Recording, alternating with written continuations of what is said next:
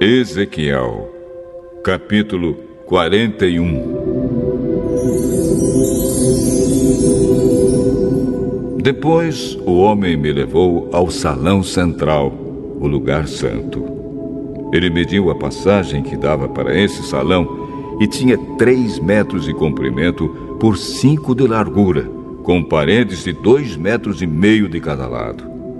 E mediu o salão, que tinha 20 metros de comprimento por 10 de largura. Em seguida, ele foi até o último salão. Mediu a passagem que dava para ele, e tinha 1 metro de comprimento por 3 de largura. Dos 2 lados havia paredes de 3,5 metros de grossura. Também mediu o salão.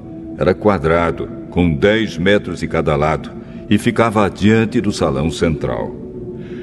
Aí o homem me disse: Este é o lugar santíssimo. O homem mediu a grossura da parede interna do templo e era de 3 metros. Em toda a volta do templo havia uma porção de pequenos cômodos encostados na parede, medindo 2 metros de largura cada um. Esses cômodos estavam em 3 andares, 30 cômodos em cada andar. A parede de fora do templo ia ficando mais estreita em cada andar. E assim os cômodos estavam encostados na parede, mas não eram presos nela. Portanto, as paredes do templo, vistas de fora, pareciam ter a mesma grossura de cima a baixo. Havia 2 escadarias largas do lado de fora dos cômodos, que estavam construídos encostados na parede do templo em toda a sua volta. Assim, podia-se subir do térreo ao andar do meio e ao andar de cima. A parede de fora desses cômodos tinha 2,5 metros de grossura. Havia uma porta que dava para os cômodos do lado norte do templo e uma que dava para os cômodos no lado sul. Vi que em volta do templo havia um terraço que media 2,5 metros de largura. Esse terraço estava a 3 metros acima do chão e ficava no mesmo nível do alicerce dos cômodos que estavam ao lado das paredes do templo. Em volta do templo, entre o terraço e os edifícios usados pelos sacerdotes, havia um espaço livre de 10 metros de largura. Do lado oeste, no fim do espaço livre, havia um edifício que dava para o templo. Tinha 35 metros de um lado e 45 do outro. As suas paredes eram de 2,5 metros de grossura em toda a volta. O homem mediu o lado de fora do templo. Tinha 50 metros de comprimento. Do fundo do templo, atravessando o pátio até a ponta do edifício do lado oeste, a distância também era de 50 metros.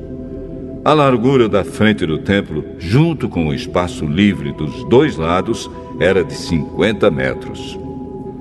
O homem mediu o comprimento do edifício que ficava do lado oeste do templo, no fim do espaço livre, e também os seus corredores de cada lado. E esse comprimento também era de 50 metros.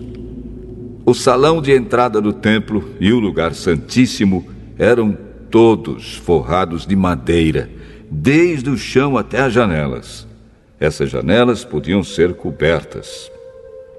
Por dentro, as paredes do templo, até o alto das portas, estavam todas cobertas de figuras entalhadas, de palmeiras e de animais com asas. Vinha primeiro uma palmeira e depois um animal, e continuava assim em toda a volta. Cada animal tinha 2 caras. Uma cara de homem, virada para a palmeira de um lado, e uma cara de leão, virada para a palmeira do outro lado. Era assim em toda a volta da parede, desde o chão até o alto das portas. Os batentes do lugar santo eram quadrados. Na frente da entrada do lugar santíssimo, havia uma coisa que parecia um altar de madeira. Tinha 1,5 metro de altura por 1 metro de largura. Os cantos, a base e os lados eram de madeira.